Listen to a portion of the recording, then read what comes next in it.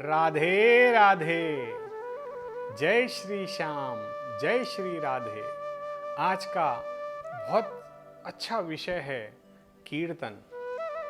कीर्तन जैसे ही हम सुनते हैं हमारा मन आनंदित हो जाता है। लेकिन किसका मन आनंदित होता है? केवल भक्तों का, और वो भी सच्चे भक्तों का। आज के इस भौतिक जगत में हम प्राय देखते हैं कि न्यू ईयर की पार्टी हो रही है या कोई गरबा, डांडिया इत्यादि फंक्शन हो रहे हैं, तो वहाँ पर हमारा युवा वर्ग बहुत ही उत्साहित होता है। बड़ी ही प्रसन्नता के साथ ये लोग उस उत्सव में सम्मिलित होते हैं। कभी आप देखिएगा न्यू ईयर नाइट पर काफ़ी लोग बहुत संख्या में, मतलब टिकट्स तक सोल्ड आउट हो जाते हैं। एक टिकट भी आपको मिलना मुश्किल हो जाता है और इसकी भी हजारों रुपए की संख्या होती है। इतना आसान नहीं है एक सामान्य व्यक्ति के लिए एक न्यू ईयर पार्टी में जाना, या आज की तारीख में आप ये मान लीजिए गरबा, डांडिया इत्यादि में जाना, हजारों रुपए का खर्च है। परंतु हमारे बच्चे, हमारी युवा पीढ़ी आज ऐसे उत्सवों में बढ़ चढ़कर सम्मिलित होती है। परंतु यदि हम उनसे कहें कि हम हमारे घर पर आज कीर्तन कर रहे हैं, भजन कर रहे हैं, भगवान को रिझाएंगे, उनको मनाएंगे, अपने जीवन में हम परमात्मा का दिव्य ज्ञान लाएंगे, उसकी ज्योति से अपने आप को महकाएंगे, हमारे जीवन को खुशहाल बनाएंगे, तब यही युवा वर्ग और हमारी ये युवा पीढ़ी हमारा साथ नहीं देती। यदि आप देखें कि आज यदि 1000 घर है तो इन 1000 घर के 900 बच्चे आपको इस भौतिक जगत के संसाधनों में आनंदित दिखेंगे। शायद ही 10% लोग होंगे, यानी 100 बच्चे ऐसे होंगे जो आज भजन कीर्तन की ओर आते हैं, लेकिन वो भी गलत तरीके से जा रहे हैं। परमात्मा को अपना मन हमें समर्पित करना है। लेकिन होता क्या है कि हम कीर्तन में जाते हैं, मंदिर जाते हैं, तो हमारा जो मन है वो परमात्मा से कनेक्ट नहीं हो पा रहा है। हम सांसारिक सुख संसाधनों में घिरे हैं। एक छोटी सी कथा के माध्यम से आज आपको समझाने की कोशिश करता हूँ कि हमें भगवान के साथ कैसा जुड़ना है। एक बार एक गांव में एक बहुत बड़ा धन्ना सेठ रहता था।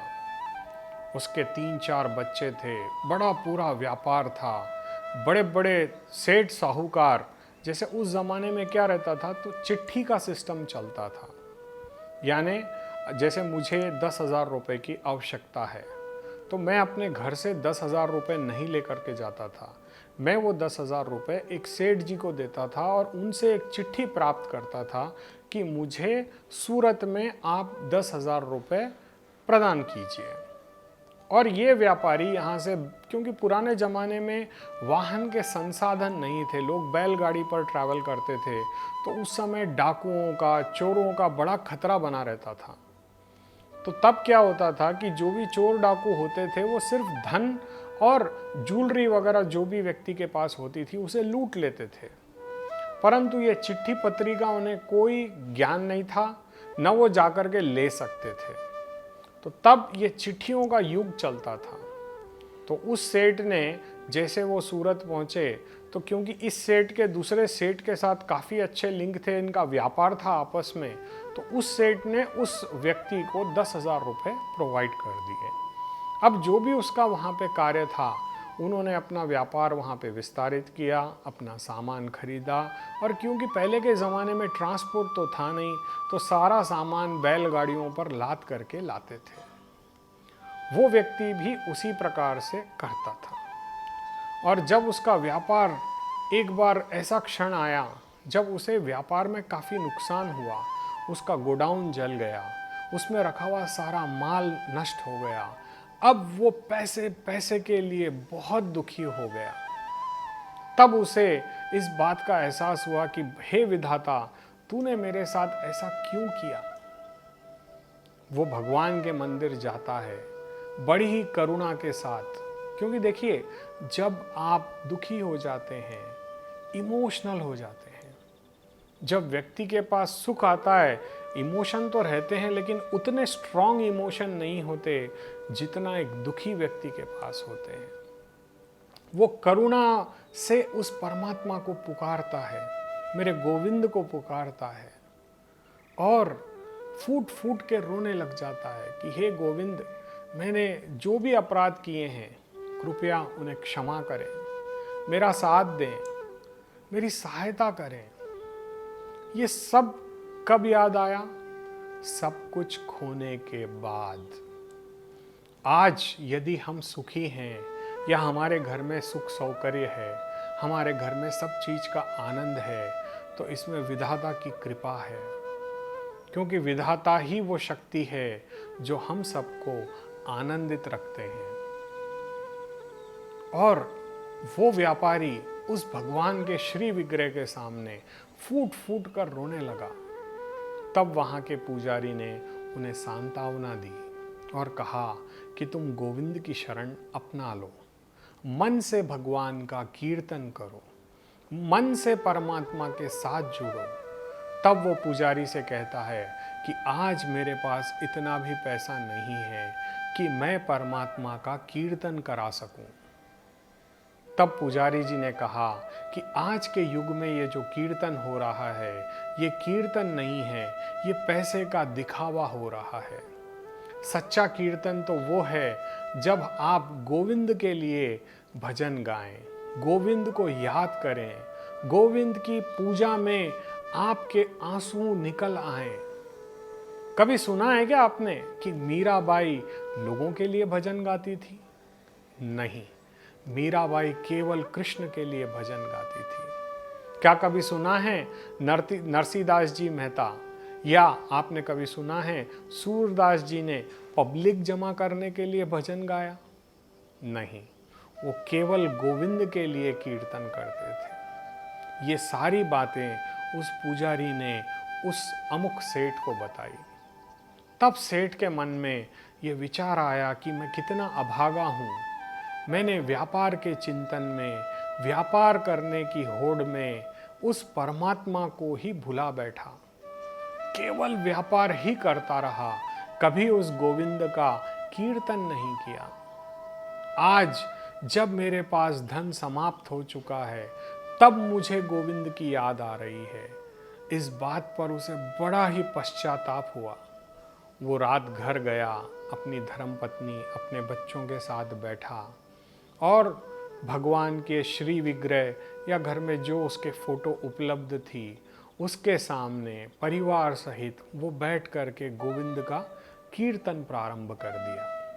देखिए, मैं आज आपको कोई नई चीज़ नहीं बता रहा हूँ। आज मैं वही सब आपको बताना चाहता हूँ जो हम आज भूल गए हैं। हमारा एक ही लक्ष्य होना चाहिए, भक्ति। और आज हम उस भक्ति से दूर हो रहे हैं। देखिए, आप यदि अपनी संतान को हजारों करोड़ भी दे देंगे और यदि मान लीजिए उनका दुर्भाग्य उनके साथ आ गया या मान लीजिए कि आगे चल कर के उनको कोई बुरा समय आ गया, तो आपको क्या लगता है वो धन जो आपने इतनी तकलीफों से अर्जित किया है, क्या वो टिक पाएगा?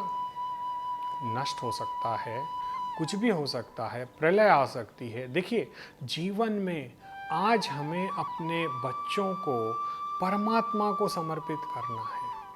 उनका मन हम यदि परमात्मा में लगाएं, और इसका सबसे अच्छा और आसान तरीका है कीर्तन।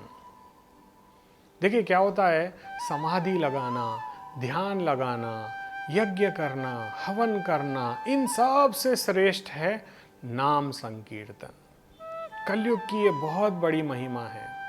बड़े बड़े भक्तों ने नाम संकीर्तन किया और वो इस भौतिक जगत में आनंदित रहते हुए परम मोक्ष को प्राप्त किया उन्होंने।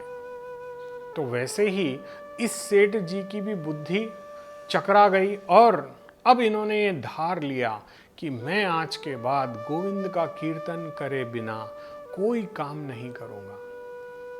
क्योंकि उसके पास धन नहीं था, व्यापार में सारा फैक्ट्री जल गई या गोडाउन उसका जल गया, अब वो निर्धन हो गया था और कोई उस समय उसका साथ देने वाला नहीं था।